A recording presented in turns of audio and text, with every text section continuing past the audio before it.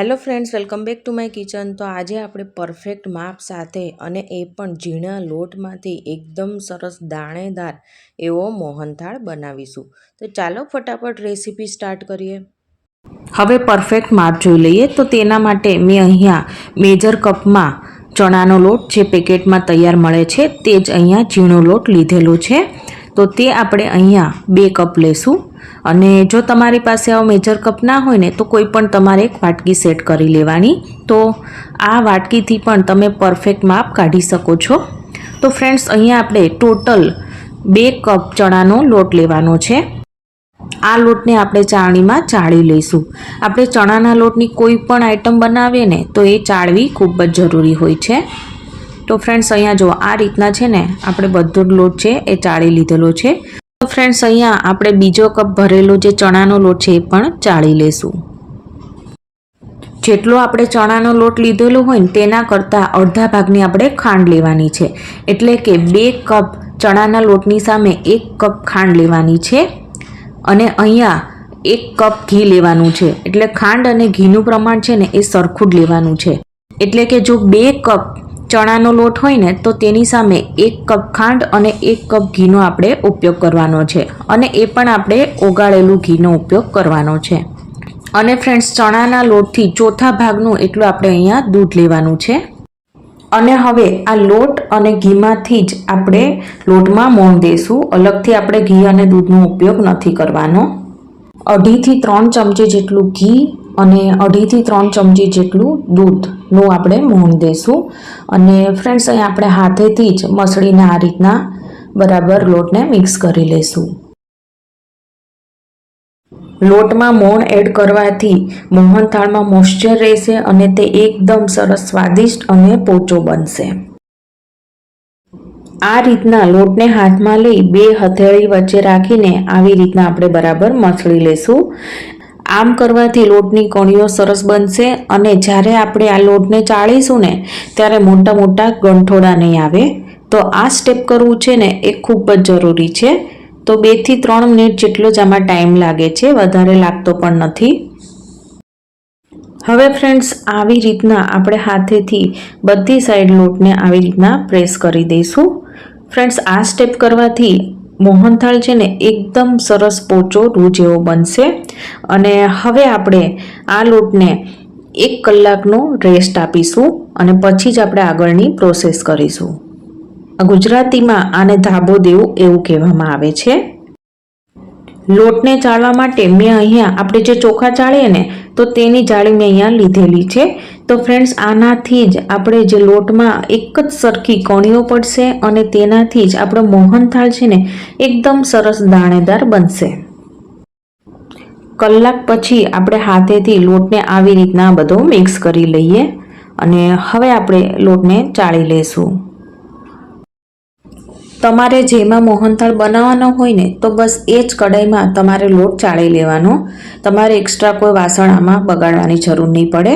તો ફ્રેન્ડ્સ, અહીંયા બધો જ લોટ છે ને આપણે ચાળણીમાં લઈ લીધેલો છે. તો ફ્રેન્ડ્સ, બસ આવી જ રીતના આપણે બધો લોટ છે ને એ ચાળી લઈશું. તો અહીંયા હું તમને લોટને હાથમાં લઈને દેખાડી દઉં. તો ફ્રેન્ડ્સ, અહીંયા જો લોટની એક એક કણીઓ છે ને એક જ સરખી સરસ બની છે. હવે મોણ દેતા જે વધેલું ઘી હતું ને એ આપણે આ લોટમાં એડ કરીશું. અને હવે લોટ મીડિયમ ગેસ ઉપર આપણે આ લોટને શેકવાનો છે. અને ગોલ્ડન બ્રાઉન કલરનો થાય ત્યાં સુધી આપણે તેને શેકીશું. તો આને કન્ટિન્યુ ચલાવતા રહેવાનું છે. તો ફ્રેન્ડ્સ, જો આ રીતના આપણે ઘી સાથે બધો જ લોટ છે ને એ મિક્સ કરી દઈશું.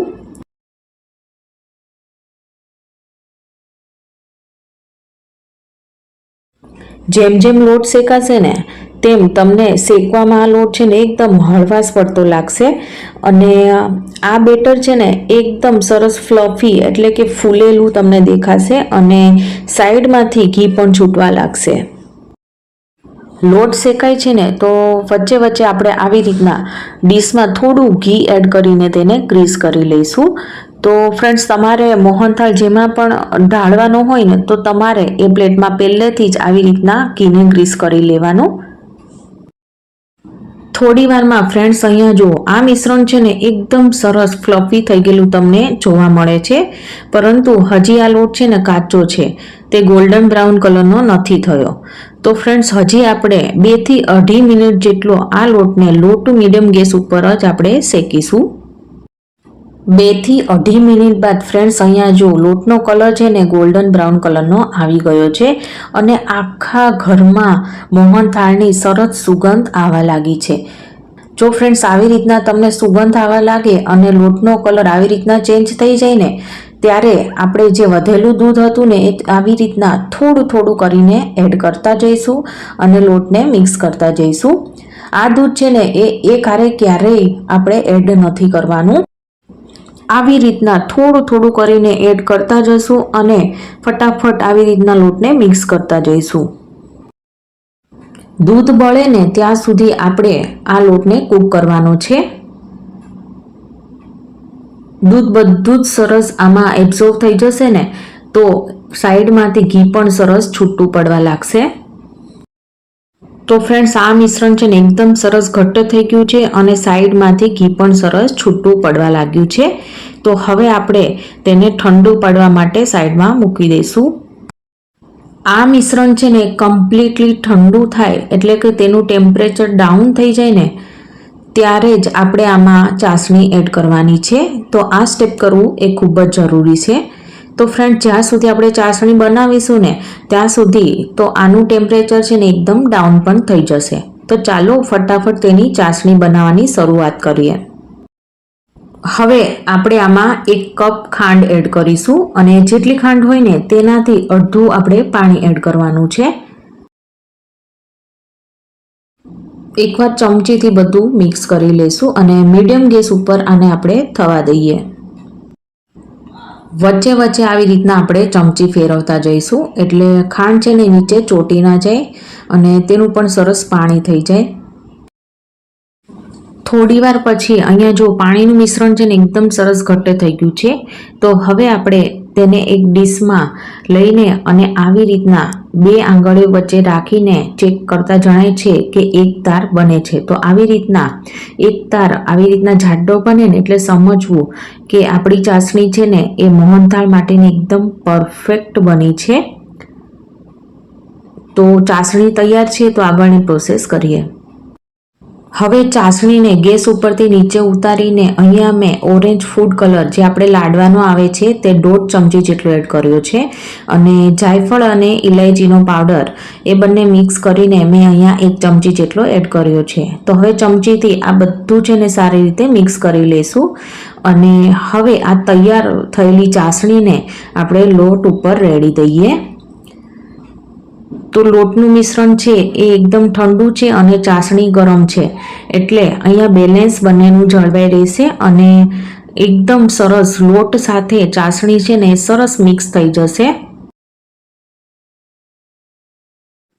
લોટને મિક્સ કરતા જશું ને તો આ મિશ્રણ છે ને એકદમ સરસ આવી રીતના ઘટ્ટ બનવા લાગશે. તો બસ 2 થી 3 મિનિટ આવી રીતના આપણે મિક્સ કરીશું. આ મિશ્રણને પ્લેટમાં લઈ લઈશું. તો તમારે જે પણ કોઈ પ્લેટમાં ઢાળવાનો હોય મોહનથાળને તો તેમાં તમારે લઈ લેવાનો.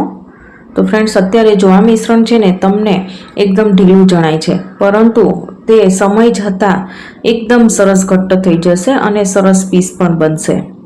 તો ફ્રેન્ડ્સ અહીંયા જો ચમચાથી આ રીતના બધી સાઈડ મિશ્રણને ફેલાવી દઈએ.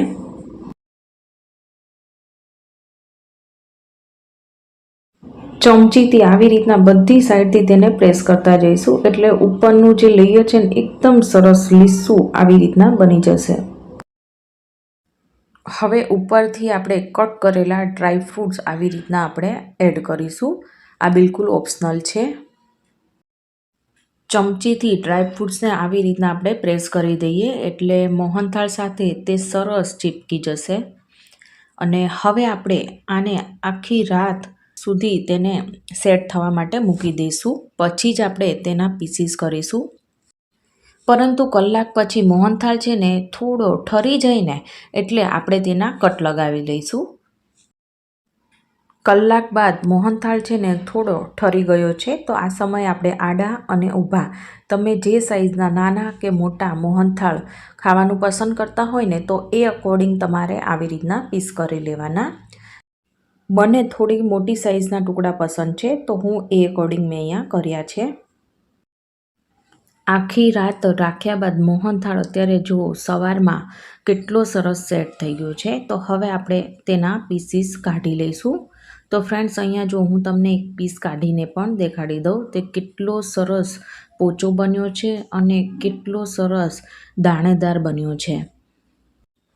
તો ફ્રેન્ડ્સ, મોઢામાં પાણી આવી ગયું ને તો જોઈને જ ખાવાનું મન થઈ જાય ને, એવો સરસ રૂ જેવો પોચો એવો પરફેક્ટ માપ સાથે આપણો આ મોહનથાળ બનીને તૈયાર થઈ ગયો છે.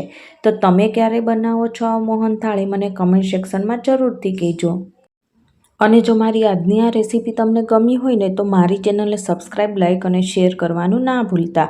તો આપણે ફરીવાર મળીશું એક નવી જ વાનગી સાથે. Thank you for watching.